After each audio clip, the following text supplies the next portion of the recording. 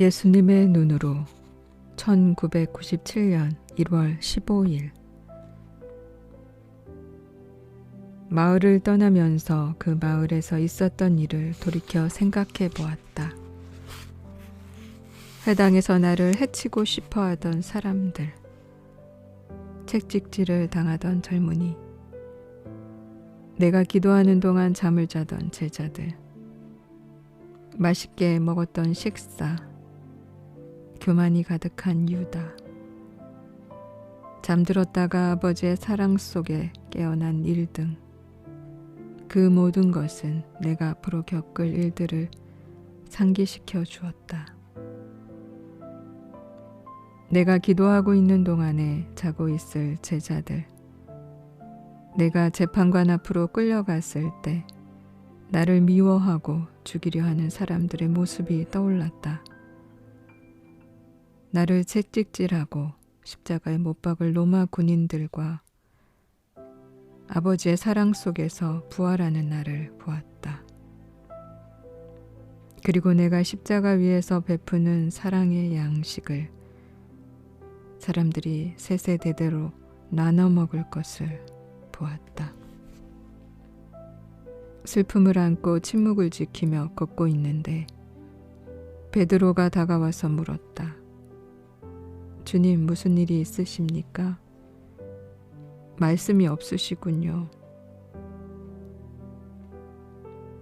앞으로 가야 할 길에 대해 생각하고 있었다. 주님, 다음 마을까지 그리 멀지 않습니다. 그리고 길도 그렇게 험하지 않고요. 베드로야, 내가 생각하고 있는 길은 그런 길이 아니다. 그 길은 많은 순환과 고통으로 가는 길이지만 그것이 지나고 나면 모든 사람을 해방시켜주는 승리의 길에 이르게 된다. 베드로는 얼마간 말없이 걷다가 자기의 결심을 밝혔다.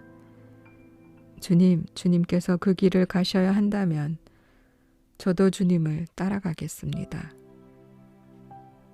네가 나를 따라올 것을 알고 있다. 나는 베드로에게 미소를 지어주며 그가 이 세상을 떠날 때 얼마나 용감할 것인지를 생각했다. 주님, 로마인들이 우리나라를 떠나게 될까요? 베드로가 가라앉은 목소리로 물었다. 그들은 잠깐 동안만 여기에 머무르는 것이다. 그러나 그 잠깐 동안 새 로마 제국의 씨앗이 뿌려질 것이다. 사랑의 제국이 말이다. 그리고 네가 그 제국의 첫 아버지가 될 것이다. 베드로에게 설명하면서 어떻게 로마가 내가 세운 새 교회의 중심이 될 것인지에 대해 생각했다. 제가 로마인이 된다고요? 베드로가 소리쳤다. 말도 안 됩니다. 저는 이 나라를 절대로 떠나지 않을 것입니다. 여기가 제 집입니다. 너의 집은 하느님께서 계시는 곳이다. 그리고 너는 하느님을 위해 영광스럽게 목숨을 내놓을 것이다. 베드로는 내가 무슨 말을 하는지 이해하지 못했지만 충직하게 말했다. 주님, 그것이 주님의 뜻이라면 저는 어디든지 시키시는 대로 갈 것이고 무엇이든지 시키시는 대로 하겠습니다. 그것이 바로 참된 사랑의 표시이다. 나는 베드로가 진심으로 말하는 것을 알고 미소 짓지 않을 수 없었다. 한참을 걸어서야 우리는 호수로 흘러드는 강줄기에 도착했다. 필립보가 물었다. 여기서 쉬는 게 어떨까요? 참 평화로운 곳입니다. 너의 말이 맞다, 필립보. 여기서 잠깐 쉬면 좋겠구나. 그리고는 강둑이에 올라서서 제자들에게 말했다. 오늘 하루에 대해 감사하면서 하느님께 기도드리자. 모두 마음을 합하여 기도를 드리고 시편을 노래하자 우리의 가슴은 기쁨으로 가득 찼다. 기도를 마쳤을 때 이미 어둠이 내려 있었다. 주님, 우리가 함께 기도를 바치면 시간이 금방 지나가 버려서 1시간이 1분 같습니다. 왜 이렇게 시간이 빨리 가는 걸까요? 큰 야고보가 물었다. 너희들이 기도하며 하느님께 마음을 열면 하느님의 사랑이 너희 안에 가득 차게 되고 너희는 이 세상을 잊어버리게 된다. 하느님의 사랑 안에서 시간은 중요한 것이 아니다. 내가 대답했다. 베드로도 한마디 했다. 저는 가끔씩 그저 조용히 하느님을 생각하면서 앉아 있으면 잠결 같은 몽롱함에 빠지게 됩니다. 그럴 때는 참 평화롭고 마음이 차분해집니다.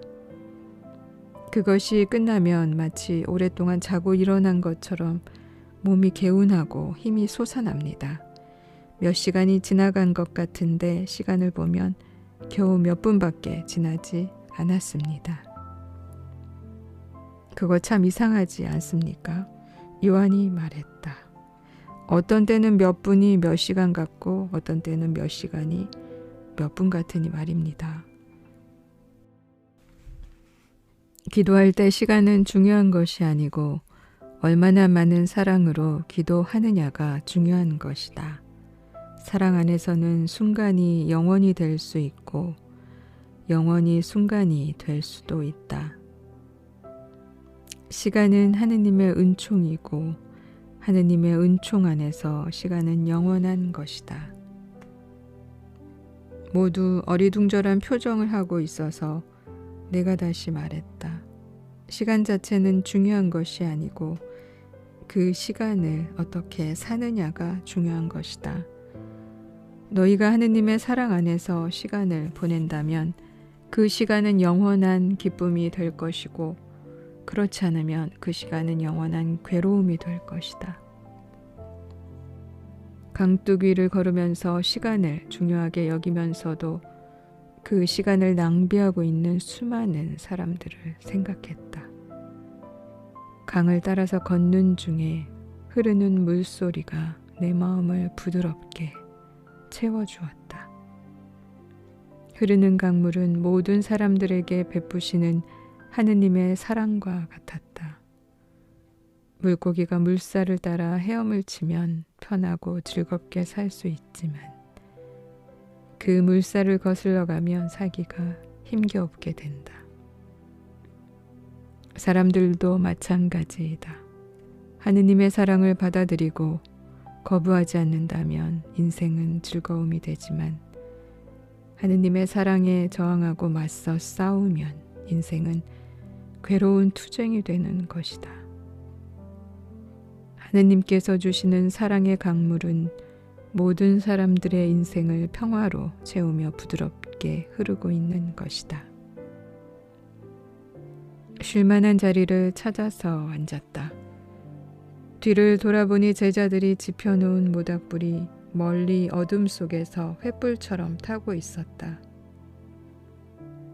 자리에 누워 신선한 잔디 냄새를 맡으며 눈을 감고 있다가 깜빡 잠이 들고 말았다. 얼마를 잤는지 눈을 떠보니 요한이 옆에 와 있었는데 담요를 가져와서 나를 덮어주고 있었다.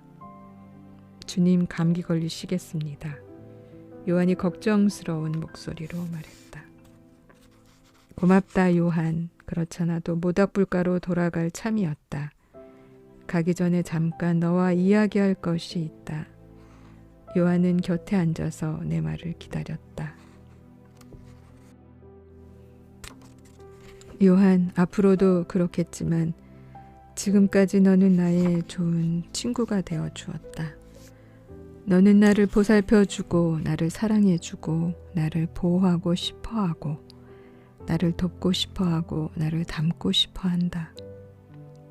너는 어떻게 하면 하느님께 가까이 가고 어떻게 하면 착하게 살 수 있는지를 보여주는 참으로 좋은 본보기이다. 앞으로 많은 사람들이 너의 이러한 모습과 또 네가 쓴 글을 읽고 하느님의 살아있는 사랑을 알게 될 것이다. 네가 글을 쓸 때 하느님의 도우심을 구하면 그분께서 인도해 주실 것이다. 나와 함께 있으면서 듣고 보았던 말과 추억으로 너를 채워달라고 성령께 기도하면 모든 것이 분명하게 떠오를 것이다. 그리고 내가 쓰는 글 속에 사랑의 진리를 담아주시기를 기도하여라. 그러면 그 진리가 너의 글 속에 담길 것이다. 네가 쓰는 한 구절 한 구절이 천국으로 가는 길을 찾는 사람들에게 등대불이 되어줄 것이다. 네가 쓰는 한 구절 한 구절은 사랑의 글이 되어 하느님께 대한 너의 겸손한 사랑을 보여줄 것이다. 글을 쓸 때마다 기도를 하면 너의 기도는 항상 응답받게 된다는 것을 잊지 말아라. 요한이 맑은 눈을 빛내면서 나에게 말했다. 방금 주님께서 말씀하시는 대로 제가 글을 쓰게 될지 알 수는 없지만 주님께서 그럴 것이라고 말씀하시니 그런 줄로 알겠습니다. 나는 나의 이 젊은 친구가 너무나 사랑스러웠다. 너의 겸손은 나를 사랑하는 너의 모습 속에서 빛나고 있다.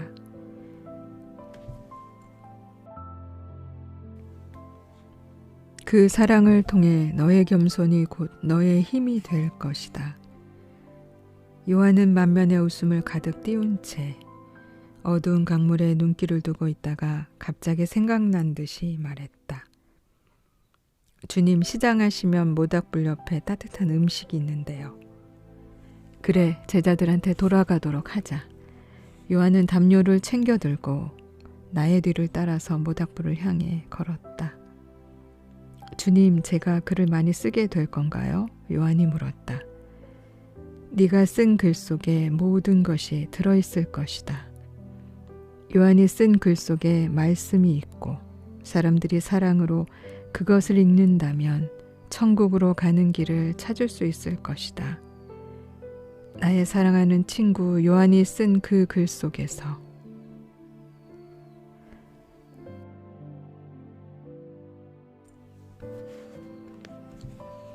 우리가 모닥불가로 돌아와 보니 제자들 대부분이 잠들어 있었다. 내 몫으로 남겨둔 음식을 요한과 조용히 먹고는 자리에 누웠다. 누워있자니 나무 타는 냄새가 집에서 지낸 시절의 추억을 떠오르게 했다. 양부 요셉이 갖다 준 나무로 어머니께서 불을 피우시던 모습이 떠올랐다. 집에서 지내던 시절에 행복했던 추억들, 사랑의 추억들, 모든 사람들이 가지기를 바라는 성가정의 추억들. 그러나 사랑이 없는 가정으로 인해 갖지 못하는 그 추억.